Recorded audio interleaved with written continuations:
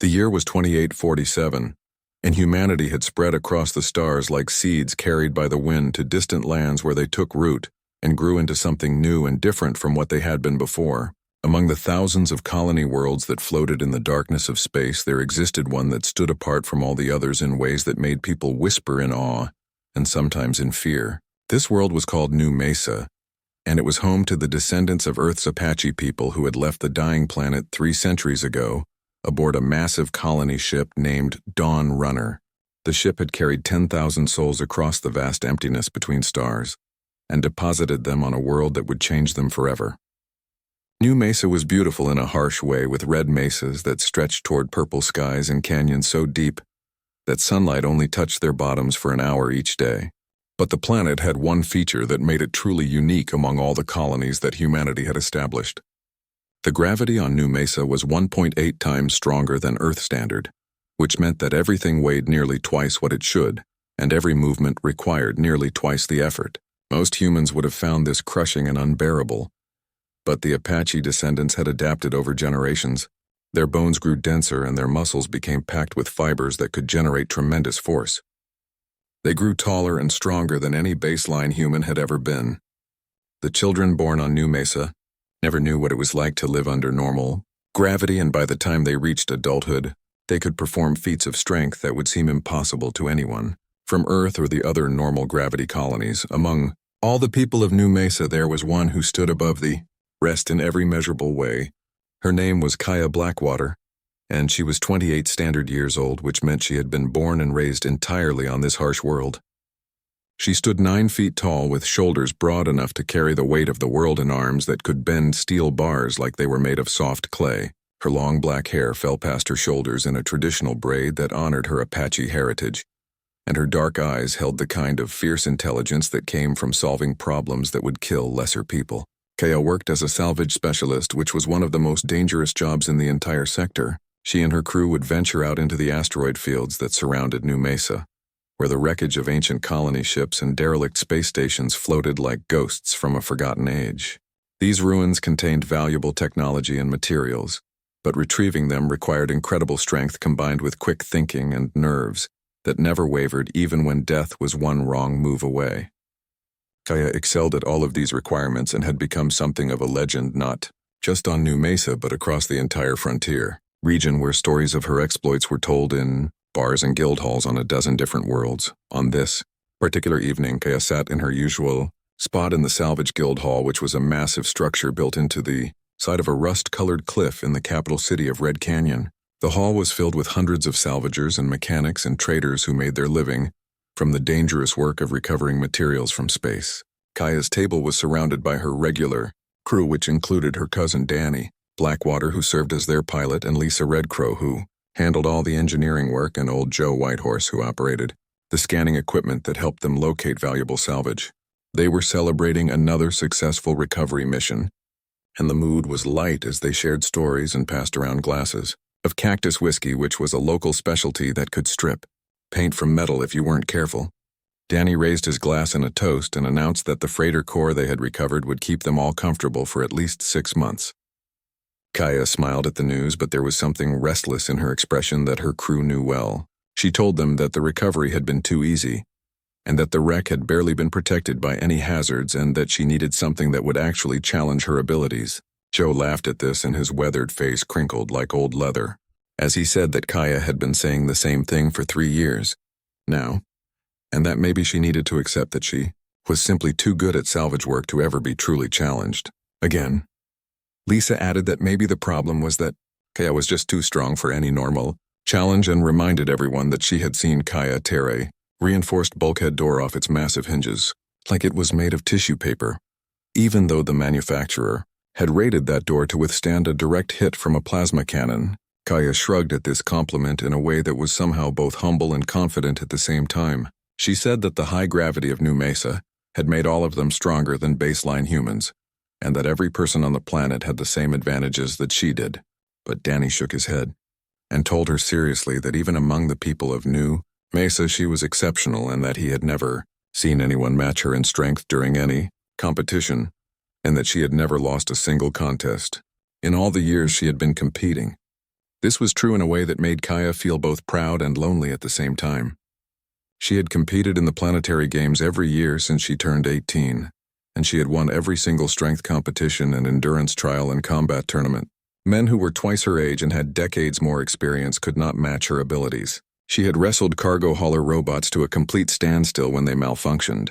She had once held up a collapsing tunnel support beam for 20 full minutes while miners evacuated, even though the beam weighed several tons and should have crushed anyone who tried to hold it. The conversation at Kaya's table had grown loud enough to attract attention from other people in the guild hall, as it usually did whenever her name came up in discussion. A group of miners at the next table started a debate about whether anyone in the entire galaxy could ever beat Kaya in a fair contest of pure strength. The debate spread through the hall like fire through dry grass and grew louder and more animated with each passing minute, until finally a voice boomed out across the entire space. The voice belonged to Marcus Greyhawk, who was a massive salvager standing 7.5 feet tall and built like a starship bulkhead made of solid muscle.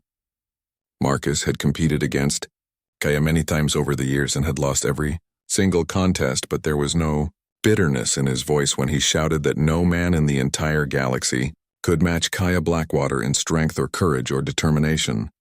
Jake Morrison was not an impressive man by the standards of the galaxy in the year 2847, when humans had spread across thousands of worlds and developed enhanced genetics and cybernetic improvements and all manner of modifications that made them stronger or faster or smarter than nature had ever intended.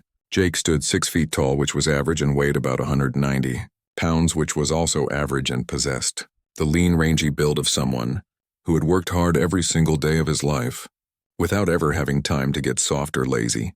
He was 32 years old, with skin that had been weathered by sun and wind and hands that were covered in calluses from handling rope and tools and stubborn animals. He had the kind of quiet confidence that came from years of wrangling cattle and fixing broken machinery on his family's ranch on a backwater agricultural colony called Dusty Ridge. The colony was one of hundreds of farming worlds that fed the expanding human empire with grain and meat and vegetables. It was a place where advanced technology took a back seat to hard work, and where people still rode horses across vast plains because horses were more reliable than hover vehicles when the terrain got rough and muddy. It was a world where a man's word and his handshake still meant something real and binding. Jake's family had been ranchers for generations, going all the way back to Old Earth, Texas, before the Great Diaspora, when humanity had finally abandoned the dying planet and scattered across the stars looking for new homes. The Morrison family had always been known for being stubborn and independent and tough as old boot leather. They didn't have genetic enhancements or cybernetic implants or any of the advantages that other colonists had purchased with their wealth. They had nothing except determination and an absolute unwillingness to quit no matter how hard things got or how impossible the odds seemed. On this particular morning, Jake stood in the barn on his family's ranch loading supplies onto his small cargo ship, which was called the Prairie Wind. The ship wasn't much to look at, being just a battered old civilian hauler that his father had bought surplus from a freight company 20 years ago, but it was reliable and it was paid for, and most importantly, it was his. His younger sister, Amy, stood in the doorway watching him work, and there was concern written all over her face. She was 17 years old and still living at home, helping to run the ranch while Jake handled the transport, work that kept them financially afloat in an economy that seemed designed to crush small independent operators. Amy asked her brother if he was really going through with this crazy plan, and her voice made it clear that she thought it was a terrible idea. Jake nodded as he secured another crate of supplies and told her that he had signed the contract and that someone on New Mesa needed specialty earth cattle transported, and that the pay was enough to keep their ranch running for 2 full years. He said they needed this money badly because the drought had been hard on them, and the bank was making noises about foreclosing on the property. Amy said that she wasn't worried about the job itself, but about New Mesa and the people who lived there. She said that everyone knew the people of New Mesa were different because they were stronger and tougher than normal humans, and that the gravity on that planet would crush someone like Jake, who had never experienced anything heavier than Earth standard. Jake replied calmly that he had done his research and that he would spend the 3-week journey at increased gravity to help his body adapt. He said he had bought the supplements and worked out the exercise regime and that he would manage somehow because Morrison's always managed. Amy asked what would happen if he couldn't adapt, and Jake smiled in a way that reminded his sister exactly why their brother had a reputation across Dusty Ridge for being the most stubborn man alive. He said that if he couldn't adapt, then he would figure something out when he got there because giving up wasn't in the Morrison family vocabulary. Amy sighed but smiled back at her brother and said that their father would have been proud because Jake had inherited his stubbornness in full measure. Jake countered that their mother would say he had inherited Amy's stubborn streak as well, which made them both laugh. The siblings shared one more hug, and then Jake climbed into the Prairie Wind and started the engines. The ship lifted off from the ranch with a roar that scattered the chickens and made the horses nervous in their corral. Jake waved to his sister through the cockpit window, and then pointed his ship toward the stars and began the long journey that would change his life forever. The trip to New Mesa took 3 weeks of travel through the empty darkness between stars, and Jake spent every single day working harder than he had ever worked before. The Prairie Wind had a small gym area, and Jake used it religiously, starting each day by increasing the artificial gravity by small increments. He began at 1.2 times Earth standard, which made everything feel heavy and awkward. Every movement required extra effort, and by the end of the first day his muscles were screaming in protest, and his bones ached like he had been beaten with hammers. But Jake Morrison had been raised on a ranch where you worked from dawn until dusk without complaint, and where sore muscles and tired bones were just part of life. He applied that same philosophy to his gravity training and refused to give himself any breaks or excuses. Each morning Jake would wake up and check the ship's systems and then increase the gravity, another small increment before beginning his workout routine. He lifted weights and did bodyweight exercises and ran on the treadmill until sweat poured off him and his vision started to blur. There were days when he could barely move from the acceleration couch to the food dispenser because his body was adapting to forces it had never experienced before. His muscles broke down and rebuilt themselves denser and stronger. His bones thickened and his tendons became like steel cables. By the second week he was training at 1.4 times Earth gravity, and by the third week he had reached 1.6 times standard. His body had transformed noticeably during the journey, as he lost every ounce of fat and gained dense functional muscle that bunched and moved under his skin like cables. His movements had become more economical and efficient as he learned to conserve energy under the heavy pull. He wasn't transformed into some kind of super soldier, but he was definitely harder and tougher than he had been when he left Dusty Ridge. When the Prairie Wind finally dropped out of hyperspace and approached New Mesa, Jake got his first look at the planet through the cockpit window and felt his breath catch in his throat. The world was beautiful in a stark, unforgiving way, with red mesas stretching to every horizon and deep canyons cutting through the landscape like wounds in the earth, and cities that mixed gleaming metal with traditional adobe construction. The Prairie Wind descended through the atmosphere of New Mesa, and Jake felt the gravity increase with every kilometer of descent until it finally settled at the brutal 1.8 times Earth standard that was normal for this world. When the ship touched down at Red Canyon Spaceport and the bay doors opened, Jake took his first steps onto alien soil and immediately understood that all his training had only partially prepared him for this reality. The gravity hit him like a physical weight, pressing down on his shoulders and chest and legs. Every step felt like he was wearing a heavy pack loaded with rocks. Every breath took conscious effort as his lungs worked against the increased pressure. But Jake gritted his teeth and walked down the ramp with his head held high because he would be damned if he showed weakness in front of these people. Around him, the native New Mesans moved with easy grace as their bodies flowed through the heavy gravity like it was nothing at all. They were all tall and powerful looking, and Jake suddenly felt very small and very out of place in a way he had never experienced before in his life. The rancher who had hired him was named Peter Crow, and he stood waiting at the base of the ramp. Peter was 7 feet tall, with shoulders that seemed as wide as a doorway and arms that looked like they could uproot trees. He looked at Jake with obvious skepticism, written all over his weathered face, as if he was wondering what kind of fool would come to New Mesa in such a small and weak body. Jake extended his hand in greeting, and his arm felt like it weighed 50 pounds in the crushing gravity. Peter shook the offered hand, and Jake felt the man's tremendous strength in that grip, but he didn't wince or pull back. He met the handshake firmly, and something shifted in Peter's expression as if he had just passed some kind of test. Peter said bluntly that Jake was smaller than he had expected and asked if he was sure he could handle the cattle. because they had adapted to this gravity over many generations and were mean and strong and dangerous. Jake replied simply that he could handle them because he had been handling cattle his entire life and had never met one yet that could defeat him. Peter studied Jake for a long moment with eyes that had seen many off-worlders come and fail on New Mesa. Then he nodded once and said they would see how things went. He told Jake to follow him to the ground vehicle that would take them to the ranch, which was about an hour outside the city. As they drove through the New Mesa landscape, Jake watched everything with the careful attention of someone who knew his survival might depend on understanding his environment. He saw people working in fields moving heavy machinery like it was made of plastic. He saw children playing games that involved throwing rocks that would have required a strong man to lift back on Earth. He saw construction, workers building structures without the aid of powered equipment because their own muscles were stronger than most machines. Jake understood in that moment that here on this world he was the weak one, and that every single person he saw could probably break him in half without much effort. But Jake Morrison had never let being the underdog stop him before, and he wasn't about to start now. The ranch was impressive in a way that made Jake respect Peter even more than he already did.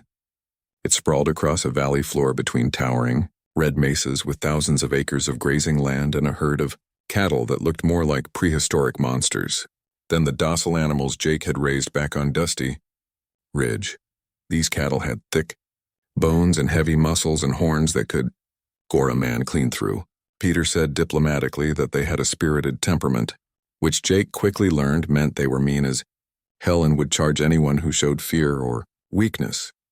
The first week on the ranch was the hardest thing Jake had ever experienced in his life. The gravity never let up for even a second, and every task that would have been simple back home became an ordeal that left him exhausted. Lifting feed bags felt like lifting boulders. Riding the sturdy New Mesa horses left him gasping for air after just an hour in the saddle. Even walking from the bunkhouse to the barn in the morning left him breathing hard and sweating. But Jake didn't complain, and he didn't quit. He woke up before dawn every morning and did his work and fell into bed exhausted every night. Peter's ranch hands were all native New Mesans, and they watched this stubborn earth cowboy with a mixture of pity and respect. They had seen plenty of off-worlders come to New Mesa full of confidence, and most of them didn't last a week before they gave up and went back to easier worlds. But Jake was already on day 8 and showing no signs of quitting no matter how much the work was, clearly destroying him. On that 8th day, Peter told Jake that they needed to move a herd to fresh grazing land, which was a routine task but would require riding for hours, under the brutal sun and crushing gravity. Peter fully expected Jake to bow out and admit he wasn't ready for such demanding work. Instead, Jake simply saddled up his horse and rode out with the crew without saying a word. The work that day was backbreaking in ways that tested every limit Jake possessed. The cattle were stubborn and mean and kept trying to break away from the herd.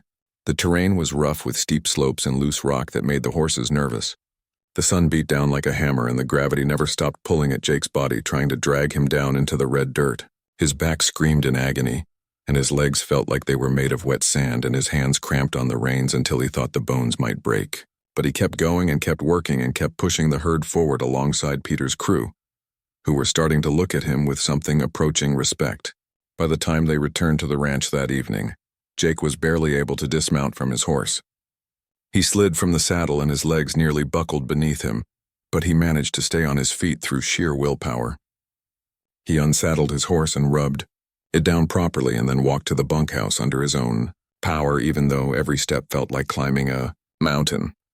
Peter caught up with Jake before he went inside and said that he had done good work that day and that it was better than Peter had expected from an Earthman. Jake nodded but was too tired to say much beyond a simple thank you. Peter then said that he was heading into Red Canyon the next day for supplies, and that Jake should come along to see more of the planet. He added that there was someone in the city that Jake should meet. When Jake asked who that might be, Peter smiled in a mysterious way and said her name was Kaya Blackwater, and that she was the strongest woman on New Mesa, and maybe the strongest human alive. Peter said that if Jake thought the gravity was tough, then he should wait until he saw what Kaya could do in it. Jake's interest was stirred despite his bone-deep exhaustion, and he asked what made this woman so special. Peter just smiled again and said that Jake would see for himself because the Salvage Guild was having a demonstration the next day, and Kaya always put on a show that was worth seeing. The next morning, Jake and Peter drove into Red Canyon, and Jake got his first real look at the capital city. It was more impressive up close than it had been from the air, with buildings carved directly into the cliff faces, mixing with modern structures to create something that was both ancient and futuristic at the same time. The streets were busy with people going about their business, and everyone moved with the easy confidence of people who were completely adapted to their harsh environment. The Salvage Guild Hall stood at the edge of Red Canyon like a fortress made of metal and stone, and it was larger than any building Jake had ever seen outside of major spaceports. When he and Peter arrived, a crowd had already gathered in the large courtyard where several pieces of heavy salvage equipment sat waiting for the demonstration. Peter explained that Kaya was going to show off the new exoskeleton suits that the guild had purchased, but that knowing her, she would probably skip the technology and just demonstrate what she could do with her bare hands. Jake scanned the crowd looking for this legendary woman, and he didn't have to wait long before she appeared. Kaya Blackwater walked into the courtyard, and the entire crowd fell silent as if someone had flipped a switch. She was the most magnificent person Jake had ever seen in his life, standing 9 feet tall with a frame that was packed with muscle, and moving with a grace that seemed impossible for someone her size. She wore practical work clothes and sturdy boots, and her long black hair was tied back in a thick braid that fell past her shoulders. Her dark eyes swept across the crowd, and when they briefly passed over Jake, he felt like he had been struck by lightning. Kaya's voice was strong and clear as she addressed the crowd and explained that they were gathered to see the new heavy lift, exoskeletons that would allow salvagers to handle equipment loads up to 20 tons in standard gravity. She gestured to one of the suits, which was a complex framework of metal and hydraulics. Then she said that before they demonstrated what the suit could do, she wanted to establish a baseline for comparison. Kaya walked over to a massive cargo container that was used for shipping heavy equipment between planets. The display on its side showed that it weighed 15 tons when empty. Without any hesitation and without any apparent effort, Kaya bent down and gripped the container's lifting handles and lifted the entire thing off the ground. The crowd gasped in amazement, and Jake's eyes went wide as he watched this woman hold 15 tons of metal in the air like it was a bale of hay. Kaya held the container for a moment to let everyone get a good look and then set it down carefully. She wasn't even breathing hard when she announced that this was what a native new Mason could do with proper training. The demonstration continued with Kaya donning the exoskeleton and lifting even heavier loads, but Jake barely paid attention to the technology. He couldn't take his eyes off Kaya herself because there was something about her that went beyond just her incredible physical abilities. She carried herself with a quiet confidence that reminded him of the old ranch hands back home, who knew their worth and didn't need to prove anything to anyone. After the demonstration ended and the crowd began to scatter, Peter noticed that Jake seemed fascinated by what he had witnessed. Peter commented that Kaya was impressive, and Jake replied that impressive was one word for it. Peter continued by saying that people claimed no man had ever beaten Kaya in a contest of strength, and that she had competed against enhanced soldiers and cargo handlers from other heavy gravity worlds and even some alien species that were known for their power. Peter said that Kaya had never lost a single competition. Jake watched as Kaya talked with some guild members and gestured animatedly as she explained something about the exoskeleton's hydraulic systems. He said quietly that everyone could be beaten eventually. Peter laughed and told Jake to trust him, that Kaya Blackwater was the exception, because plenty of people had tried to beat her, and all of them had failed. But Jake wasn't thinking about losing at that moment. He was thinking about the challenge and about testing himself against someone who represented the very pinnacle of what humans could achieve. His grandfather used to say that a man never knew what he was truly capable of until he was tested by someone better than himself, and maybe it was time for Jake Morrison to find out what he was truly made of. Word of Jake's interest in Kaya spread faster than he could have imagined possible, because in a close-knit community like Red Canyon, gossip traveled at the speed of light. 3 days after the demonstration, Jake returned to the city to pick up supplies for Peter's ranch.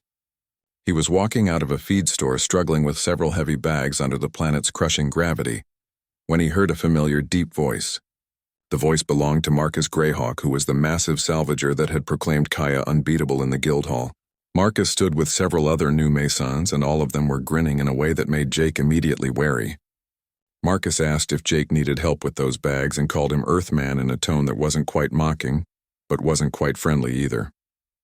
Jake replied that he had everything under control and adjusted his grip on the heavy bags. Marcus said that he had heard Jake was asking about Kaya, and that word was going around that Jake thought he might be able to match her in strength.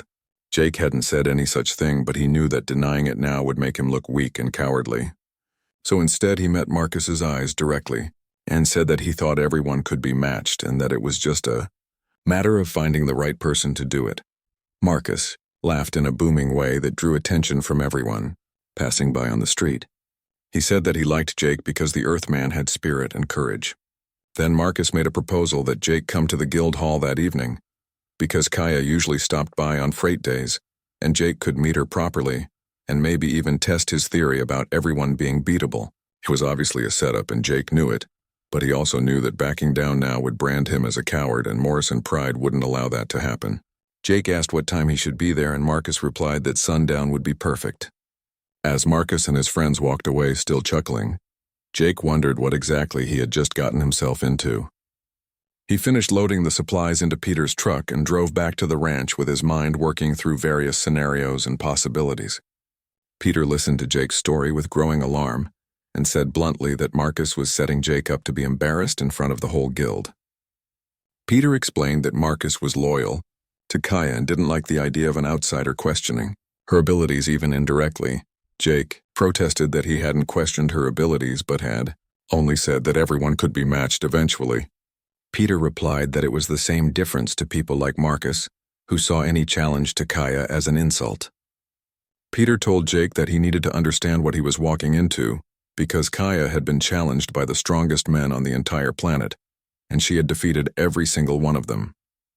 Peter pointed out that Jake had only been on New Mesa for 2 weeks and the gravity was still crushing him and that he couldn't possibly hope to compete with someone like Kaya. Jake admitted that Peter was probably right but said that he needed to try anyway. Peter asked why this was so important and Jake was quiet for a moment, searching for the right words.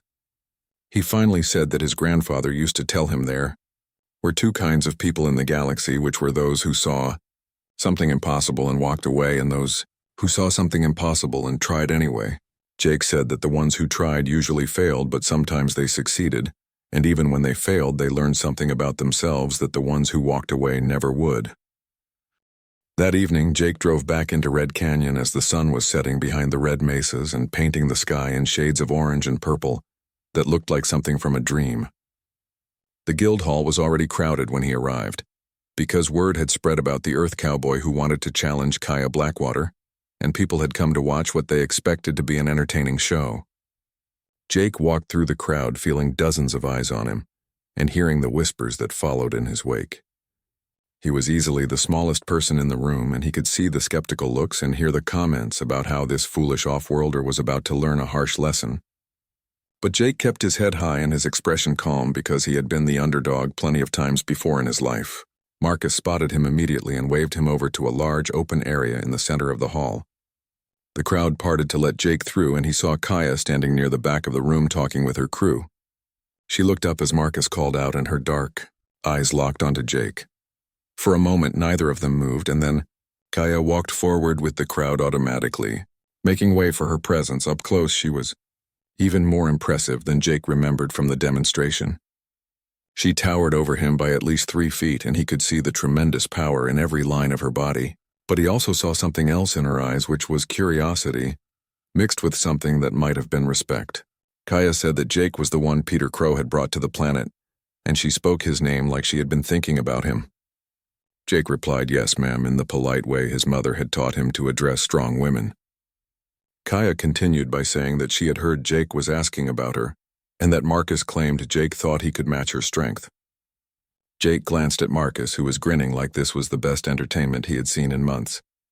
Jake decided to be honest and said that he had told people everyone could be matched eventually, but that he hadn't specifically claimed he could match Kaya. However, he added that if she was willing, he would like to try. The entire hall went completely silent, as if everyone had stopped breathing at the same moment. People stared at Jake like he had just announced he could fly or walk through walls or perform some other impossible feat. Kaya's expression didn't change, but something flickered in her eyes that might have been interest or amusement or possibly both. She asked Jake if he understood what he was requesting, because she had competed against enhanced soldiers and professional athletes and people who had trained their entire lives under this brutal gravity. She said that all of them had failed to beat her, and that Jake had been on this planet for exactly 2 weeks. Jake said simply that he understood the odds. Kaya then asked the same question that Peter had asked earlier, which was why Jake would challenge her when he knew he would probably lose. Jake thought about his grandfather and about the Morrison family pride, and about all the times people had told him he was too small or too weak or too ordinary to accomplish his dreams. He said honestly that he needed to know if he could compete, and that sometimes the trying was more important than the winning. Kaya studied him for a long moment, and Jake felt like she was looking past his physical body and seeing something deeper inside him. Then, to everyone's complete surprise, Kaya smiled, and it was the first genuine smile anyone had seen from her in weeks. The smile transformed her face from intimidating to almost friendly. Kaya said that she would accept Jake's challenge, but that they would do it properly using traditional New Mason customs. She explained there would be 3 events, which were the lift and the carry and the hold. She said that best 2 out of 3 would determine the winner, and that they would compete at the next festival in 3 days, so that everyone could watch. Kaya asked if Jake was willing to agree to these terms, and Jake felt his heart pounding hard in his chest but kept his voice steady as he said he was willing. Kaya extended her hand and Jake shook it, feeling her grip like steel around his own hand, but she was careful not to crush his bones. The deal was made and sealed with that handshake.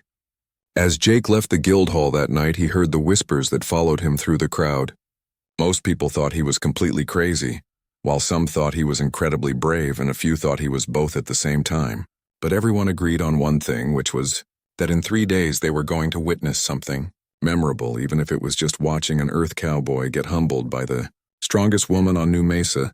Jake didn't care what other people thought because he had 3 days to prepare for the biggest challenge of his life, and he wasn't going to waste a single moment of that time. The news of the challenge spread across New Mesa faster than a wildfire in dry grass. Within hours, everyone in Red Canyon was talking about it, and within a day, people in other cities across the planet were discussing it. Betting pools opened immediately with odds heavily favoring Kaya at something like 50-1 against Jake. A few sympathetic souls placed small bets on the Cowboy, but they were betting with their hearts rather than their heads. Back at Peter's ranch, Jake threw himself into preparation with an intensity that bordered on obsession. He knew he couldn't match Kaya's raw strength because that was simply impossible, given their different physiologies and his limited time adapting to the planet.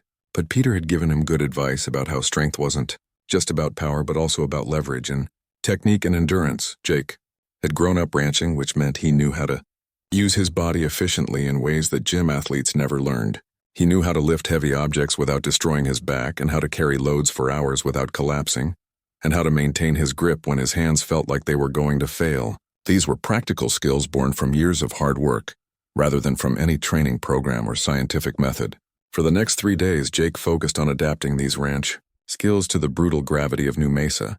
He practiced lifting heavy objects using perfect form and finding the balance points that would let him maximize his limited strength.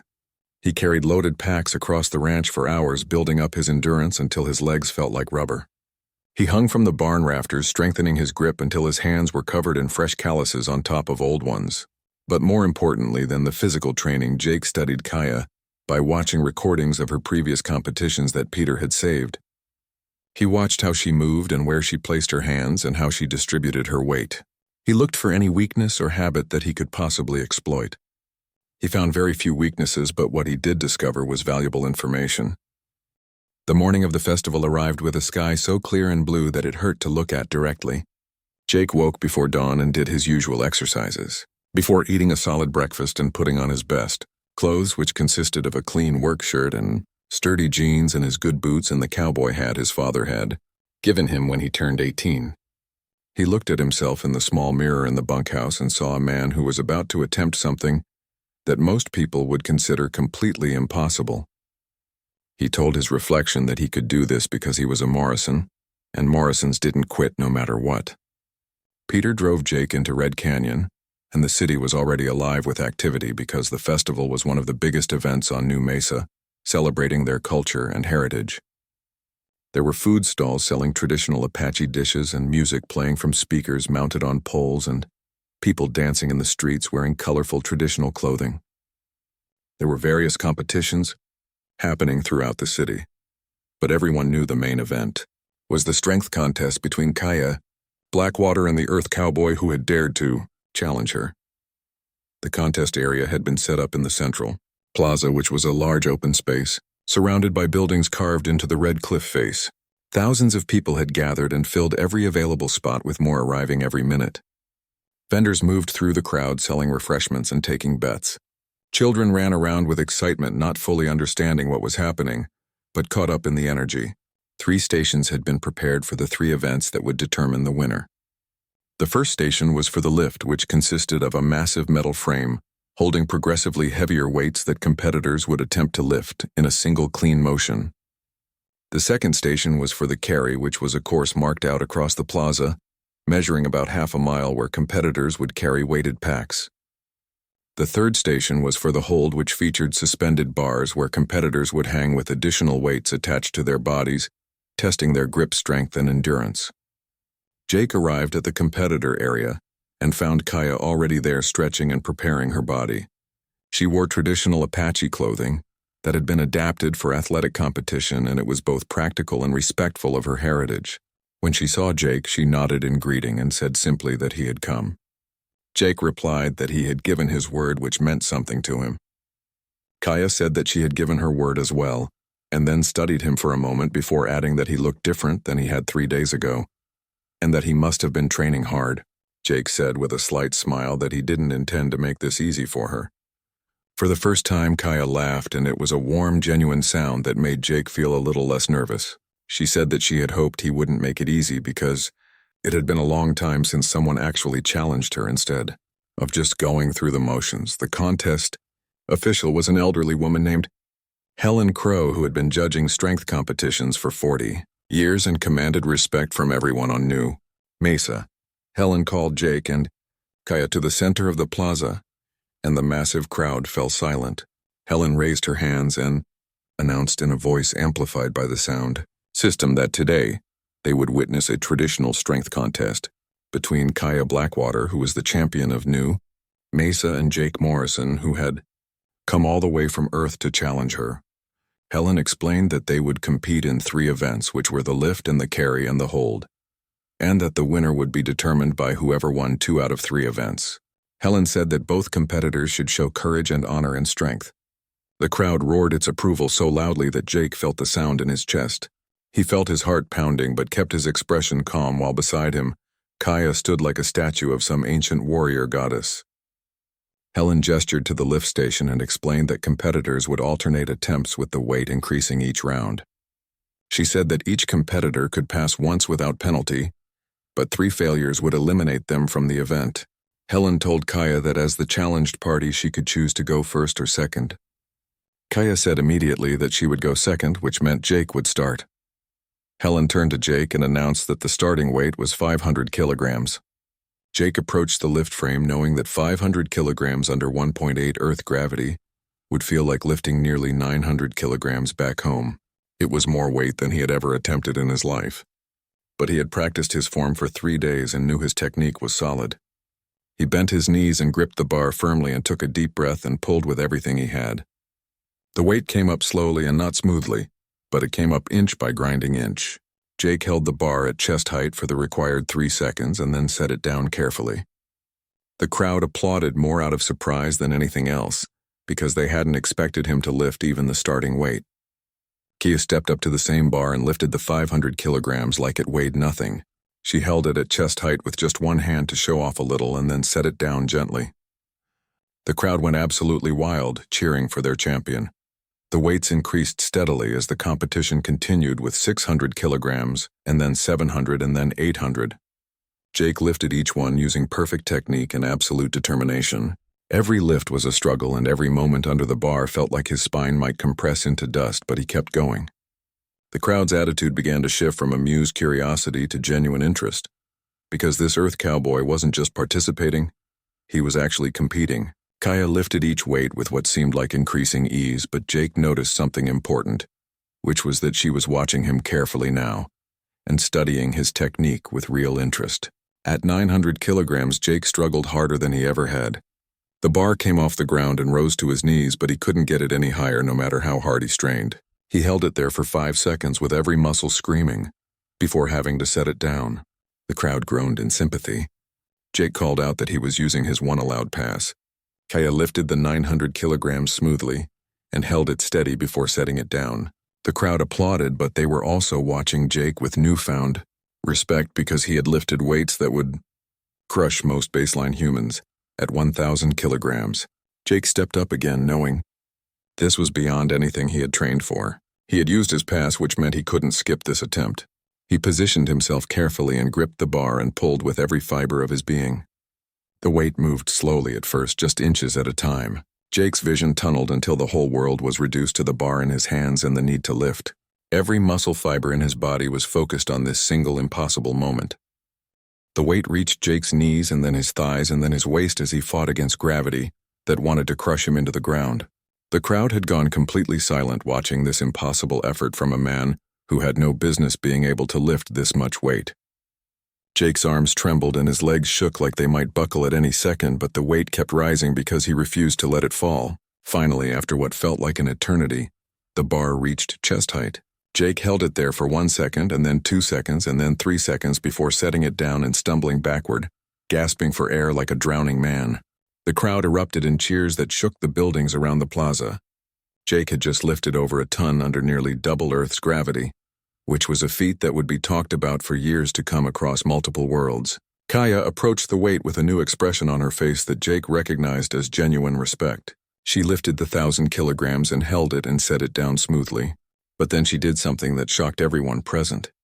Instead of moving on to 1,100 kilograms, she turned to Helen and announced that she was withdrawing from this event. The crowd gasped in disbelief, and Helen looked shocked. Helen asked if Kaya was really withdrawing when she hadn't reached her limit. Kaya said that was correct, but that Jake had reached his limit, and he had done it with honor and courage. Kaya said that she had proven she was stronger, and there was no point in continuing to pile on more weight. She declared the event a draw. It was an unprecedented move in the history of New Mesa strength competitions, because no champion had ever voluntarily declared a draw before. But Kaya wasn't concerned with precedent or tradition at that moment. She had seen something in Jake's effort that moved her deeply, which was pure determination and the absolute refusal to quit, even when every rational part of his mind must have been screaming at him to stop. Jake stood there still catching his breath and looked at Kaya in surprise.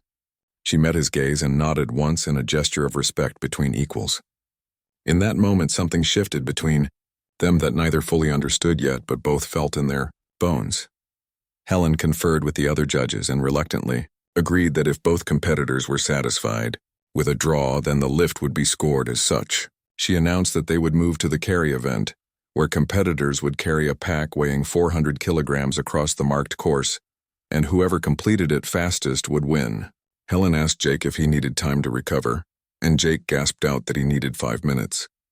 Those 5 minutes felt like 5 seconds because Jake's muscles were already exhausted from the lift, and now he had to carry massive weight for half a mile. But he had studied this event carefully and understood that the carry wasn't about raw strength, but about endurance and pacing, and the ability to manage pain over time. The weighted packs were brought out and Jake helped strap Kaya's pack on first, before allowing Peter and some volunteers to strap his pack onto his back and shoulders. The moment the weight settled onto his body, Jake felt his knees buckle. 400 kilograms under 1.8 Earth gravity felt like carrying a house on his back. But he locked his knees and set his jaw and waited for the signal to begin. Helen raised her hand and called out the traditional starting commands. When she said go, Kaya took off at a steady jog, with her powerful legs driving her forward and eating up distance with each stride. The crowd cheered her on, expecting a quick and dominant victory. Jake started walking at a measured pace. He wasn't jogging or running, just walking with steady, controlled steps. He had learned this lesson on the ranch where when you carried heavy loads, speed was your enemy, and consistency was your friend. You found a pace you could maintain and you stuck to it no matter what. Kaya reached the first quarter-mile mark well ahead of Jake, but then something started to happen that the crowd noticed. Her pace slowed from a jog to a fast walk because 400 kilograms was heavy, even for someone with her strength, and the initial speed was taking its toll on her energy reserves. Meanwhile, Jake maintained his steady walking pace, neither speeding up nor slowing down. His face was a mask of concentration, and his breathing was controlled and rhythmic like a machine that would keep running forever. At the halfway point, Kaya had slowed considerably, and Jake's relentless pace had closed the gap between them significantly. The crowd began to murmur because this wasn't going the way they expected. By the three-quarter mark, Jake and Kaya were nearly even with each other. Kaya was stronger, but she had started too fast and burned through her energy. Jake's rancher endurance that had been built from years of dawn-to-dusk labor was serving him perfectly. He might not be stronger, but he knew how to work when he was tired and how to push through when his body begged him to stop. The final stretch approached, and Kaya dug deep into her reserves, finding strength she didn't know she had, and pushing forward with renewed determination. But Jake matched her step for step. His legs were screaming, and his back felt like it might snap in half, but he had been carrying heavy things his entire life.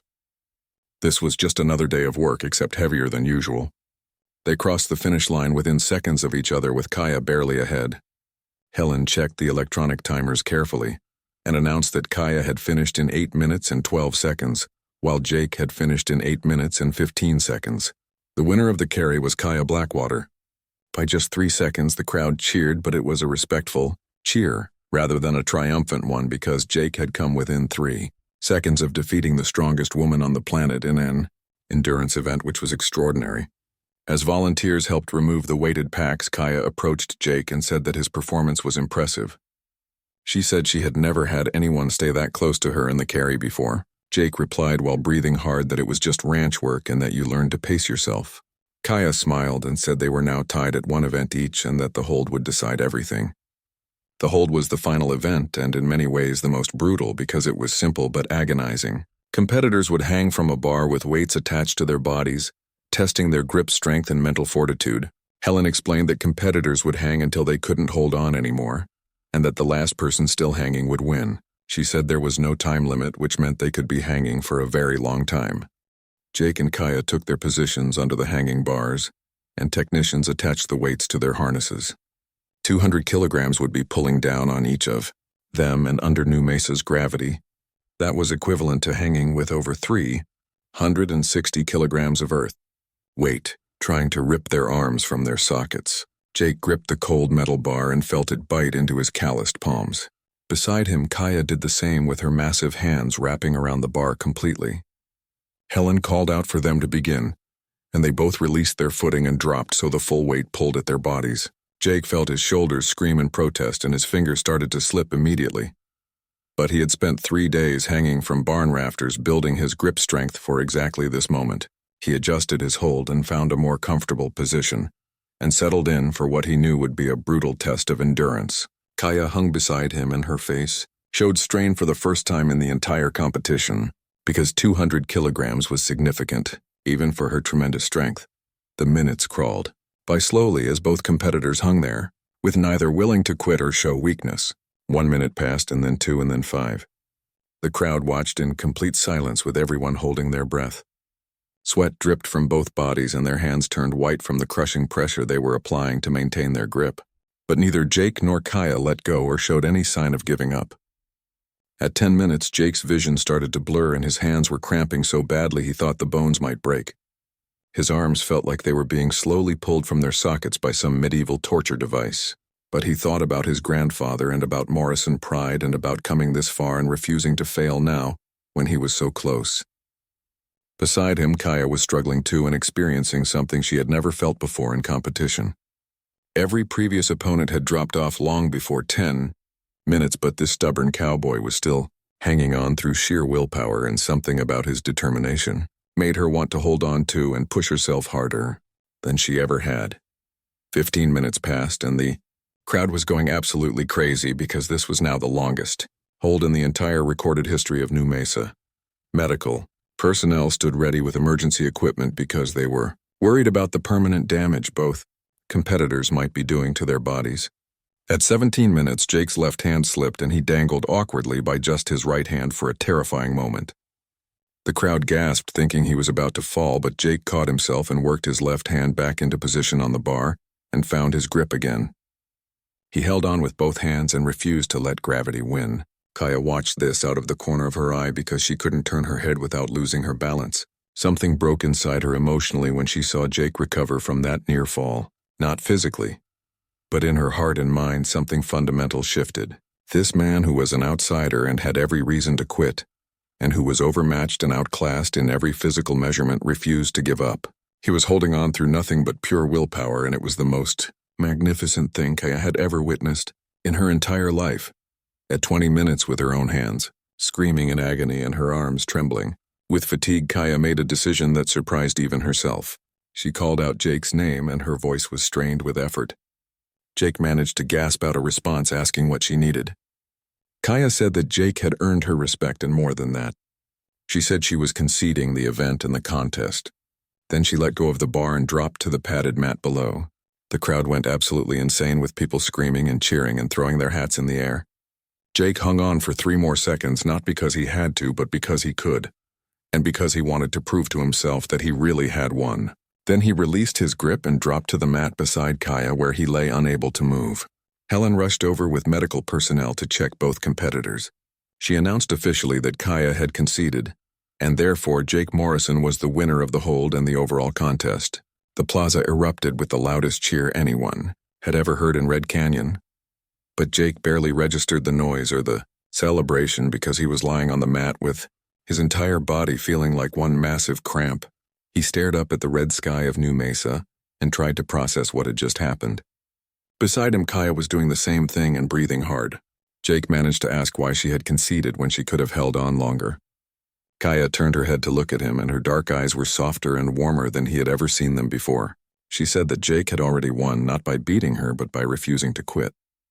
She explained that she had been the strongest person on the planet her entire adult life, but that Jake had shown her something she had forgotten, which was that true strength wasn't about what you could lift, but about what you refused to let go of.